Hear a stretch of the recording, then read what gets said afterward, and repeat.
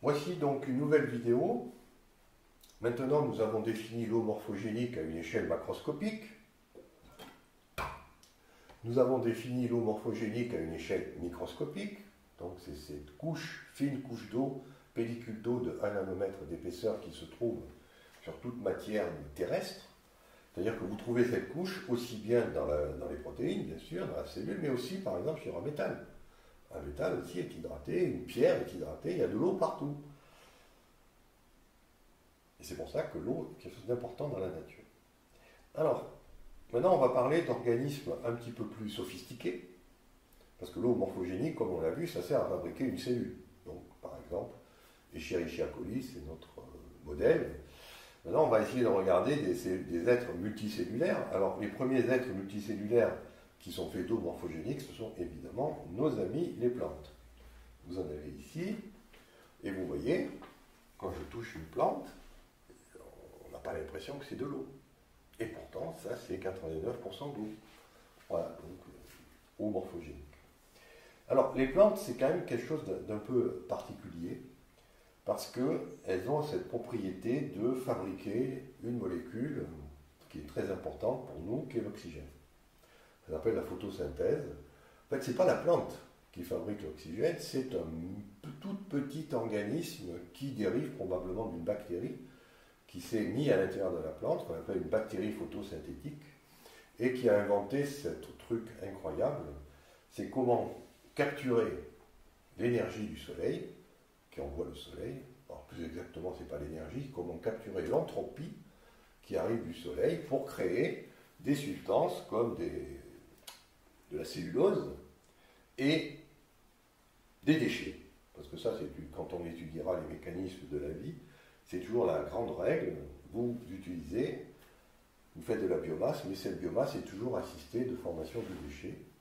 Et la plante génère deux déchets qui vont évidemment polluer l'environnement. Le premier déchet, c'est l'oxygène. Donc, il se trouve que nous, les êtres humains, on a pris ce déchet, et puis les animaux aussi, comme étant une chose positive, puisque vous savez qu'on a pris l'habitude de respirer. Donc on respire un déchet, mais ça ne doit plus vous surprendre, puisque je vous ai dit que l'oxygène, l'atome, était lui-même un déchet des étoiles. Donc les étoiles font caca des atomes, et puis la plante, comme déchet, elle fait de l'oxygène. Ce déchet est exploité par les organismes aérobies pour respirer. Mais ce qu'on oublie, et ça c'est toujours la grande injustice qu'on fait à l'eau, c'est que la plante génère de l'eau aussi. C'est une plante, c'est pas fait simplement pour générer de la cellulose et de l'oxygène. Donc là, je vous ai mis une petite expérience qui date de 1648. Donc c'est un alchimiste, il s'appelait M. Van Helmont. M. Van Helmont était très pragmatique. C'est-à-dire, il a pris un pot de terre et il a planté dedans une petite plante, un petit morceau. Et puis, il a ajouté que de l'eau, régulièrement. Alors, il a été courageux parce qu'il a fait ça quand même sur 5 ans. Pendant 5 ans, il se borne à ajouter de l'eau. Et au bout de 5 ans, qu'est-ce qu'il voit? Il voit que la plante, elle est devenue énorme. Et que par contre, le pot de terre, il a perdu très peu de masse. Il faisait 50 kg au départ, il récupère, comme vous le voyez, non, 90 kg au départ, il récupère 99,9 kg, c'est-à-dire 100 grammes, est parti. Ouais, mais là, j'ai pas 100 grammes. Là, j'ai 76 kg de bois. Et évidemment, il trouve ça magique, parce qu'il se dit, j'ai mis que de l'eau, qui s'évapore. On sait que l'eau, si vous la laissez, elle va s'évaporer. D'où sont arrivés ces 76 kg, cette masse de 76 kg. Alors comme à l'époque, on est à une époque où il n'y a pas encore, Lavoisier n'a pas encore fait sa théorie de la combustion, on se pose la question parce qu'on ne sait pas qu'il y a des gaz dans l'air, en particulier un gaz qui est très important qu'on appelle le dioxyde de carbone, et qu'en fait la plante se nourrit bien sûr de l'eau, mais aussi elle va pomper le dioxyde de carbone qui est invisible dans l'air. L'eau, c'est la seule chose visible, et puis la lumière, c'est pas visible non plus, la lumière. Quand vous regardez regardez une pièce qui a été éclairée, vous n'avez pas la sensation de lumière, simplement il y a de la lumière, c'est quelque chose qui est juste là.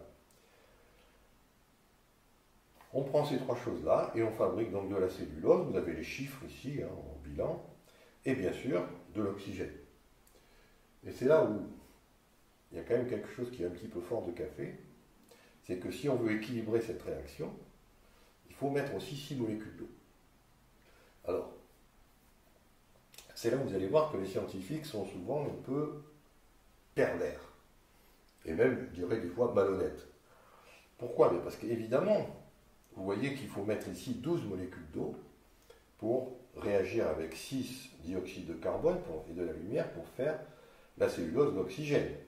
Et 6 H2O seront rejetés par la plante sous forme d'eau morphogénique qui participera au cycle de l'eau. Oui, mais regardez, 12 ici, 6 là. Que font les scientifiques? Ils simplifient. Pourquoi? Parce que si j'en mets 6 à gauche, non, si j'en ai 12 à gauche et 6 à droite, je supprime l'eau qui est à droite et je ne garde que celle qui est à gauche. Est-ce que j'ai le droit de faire ça? Les chimistes disent, oui, c'est l'eau, H2O. Non, parce que si vous regardez maintenant les caractères qui sont en gras, vous voyez que sur les 12 hydrogènes qui sont venus ici, il y en a 12 qui ont servi à faire sur les 24, pardon, H2O, 24. Sur les 24 hydrogènes qui sont ici, il y en a 12 qui ont servi à faire la cellulose, mais il y en a aussi 12 qui ont fait de l'eau. Et si vous prenez l'oxygène, ici il y en avait 12, on retrouve les 12 sur l'oxygène qui est libéré, c'est-à-dire que je n'ai pas le droit de simplifier ici, parce que là j'ai H2O, tout est gras, alors qu'ici j'ai H2 et O qui n'est pas gras. Parce que l'eau qui est là, l'oxygène, il est venu du CO2. Et donc l'eau qui est là n'est pas l'eau qui est là. D'où l'importance d'écrire la réaction complète et de ne pas faire la simplification. Alors regardez les conséquences de la simplification. C'est que déjà, vous simplifiez, il n'y a plus d'eau ici. Donc on ne voit plus que les plantes purifient l'eau. Parce que l'eau qui est ici, c'est de l'eau qui est polluée. L'eau qui est là, c'est une eau extra pure. Donc vous oubliez que les plantes sont des purificateurs d'eau. Première chose. Deuxième chose, on sait que l'eau, ça veut dire que s'il y a de l'eau qui est créée par les plantes, et ce n'est pas des petites quantités, c'est 541 kg d'eau, cette eau va participer au cycle de l'eau, qu'on appelle le cycle de l'eau, c'est-à-dire tout ce mouvement d'eau sur la planète.